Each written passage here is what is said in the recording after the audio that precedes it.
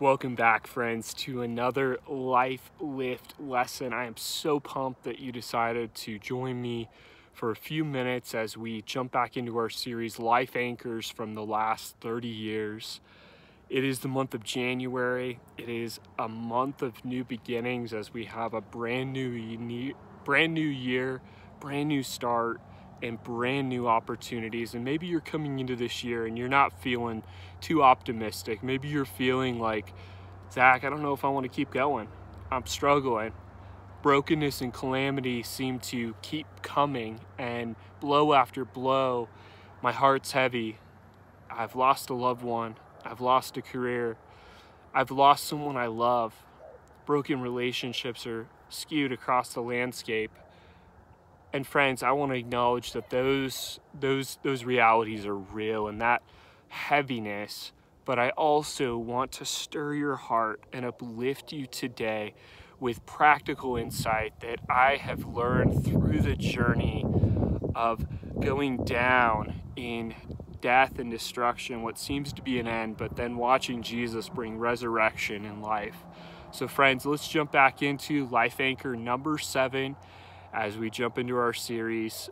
And friends, you won't want to miss a single moment in today's episode, because all of us face adversity. All of us face calamities. All of us face losses. And what we do with those is so critical. Never waste a trial is the perspective I've come to live from. And there's something beautiful in every tragedy. And I found this, friends. It says in Isaiah that God gives treasures in darkness. There's something beautiful to be received, but the key is, will you look to him in it? So friends, without further ado, Life Anchor number 7 is this, friends. When calamity and brokenness seem like they have won in your life, look to Jesus and trust God with the big picture. He is the resurrection and the life. Oh my goodness, friends. It can be so hard to see this when you're fresh into a loss, fresh into a calamity, fresh into a disastrous trial. It can be so hard to see this. But perspective is so critical, because my perspective determines what I receive within a situation. It's so critical when it looks like all hope is lost and calamity has devastated your life and brokenness has just ravaged every part of your plan and your dream, and your heart feels heavy. Where do we look? Friends, through many calamities, many adversities, many losses, I have learned to look to Jesus in the midst of them and to receive from him and to draw from him, because this is what he said in John chapter 10. He said, I am the resurrection and the life.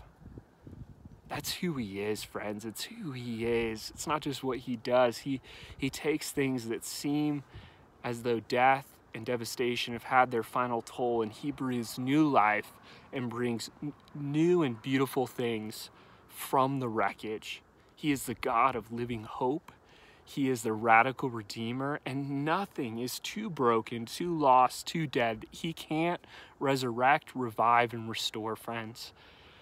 This morning, Jesus woke me up at 5:30 this morning, a Sunday morning, and he started just causing me to think back over the last 5 years, looking back to 2019, 2020, 2021, 2022, 2023. So much has happened in all of our lives. There's a lot there, and I think this Life Anchor is specifically pertainable in the devastation of these years specifically. But I look back in 2019, I was flat on my back emotionally. I was knocked out. I had a knockout punch, devastating calamity come into my life. The very end of 2019 really colored that year. And that was, I was watching Emery. Had her cares. That was my responsibility. And I was waking up in the morning and she was having trouble breathing. I did everything I knew how. but it started becoming more and more dangerous and scary as her oxygen plummeted. And I called out for help, but she ended up turning blue. She ended up becoming unconscious. She ended up coding, flatline, chest compressions, ambulance ride, and many minutes to get her back, friends. It was beyond devastating. It was traumatic. It was heartbreaking. And in that place, I felt utterly broken, utterly depleted, and just utterly devastated. And for the first time since 2017, when Mercy and Emery were born, with all the tragedy and chaos and trauma, I felt broken, friends. I felt so broken, and I felt like I couldn't get back up from this one. I felt just flat on my back and helpless.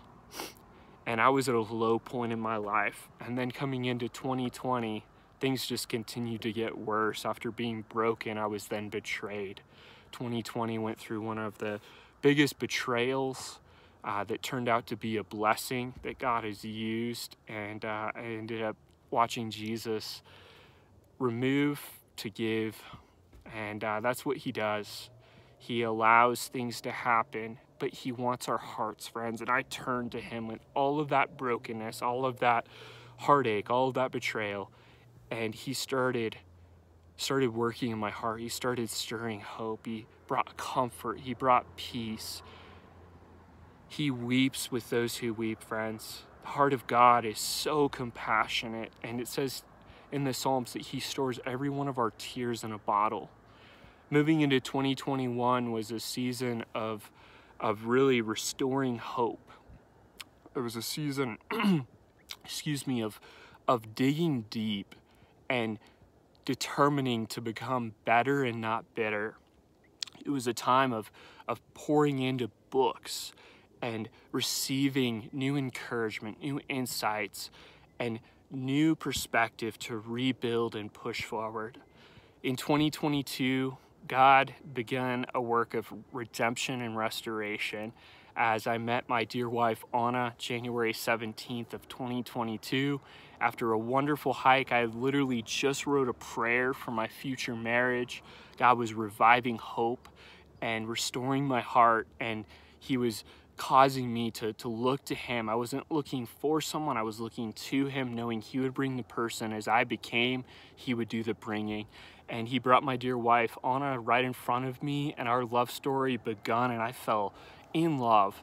And it was a beautiful year of adventure, of connection, of healing from things that we both had faced in the past, so we could come together on a beautiful, new, healthy foundation. And being married December 2nd of 2022 was the beginning of a wild adventure, jumping into 2023, which was a year of refinement, of building, of deepening of our relationship, our marriage, welcoming our beautiful son, Ben, December 4th of 2023. So many beautiful things, but I look back, friends, to see coming from devastation, heartbreak, chaos, feeling truly like calamity and brokenness had the final word, that they had won. But I looked to Jesus, and he started to write a different story. And friends, we may not see it immediately, but will we trust God with the bigger picture of what he's doing? Will I get fixated on the immediate and lose sight of the bigger picture of what God is doing? Or will I fight for every step to push forward? Will I surround myself with people of hope? Will I pursue God and not get angry and run away or rebel, but run to him and into his arms to receive every bit of peace, comfort, and hope that I desperately need? That is the choice, friends. And friends, when we look to him, nothing is done, because he takes what has been destroyed, what is ended in death, and he breathes new life and resurrection, because he is the resurrection and the life, and that is what he does. So friends, let's look to Jesus. Let's press in, no matter what this year looks like starting out or what lies ahead. Let's look to Jesus, and let's trust God in the bigger picture. And let's not lose heart. Let's not get discouraged, depressed, and be pushed down, but to push forward in living hope, because he is the resurrection and the life, and he has the final word. Nothing is too far gone that he cannot breathe new life. So take heart, be uplifted, and until next time, friends, onwards and upwards with grace and grit.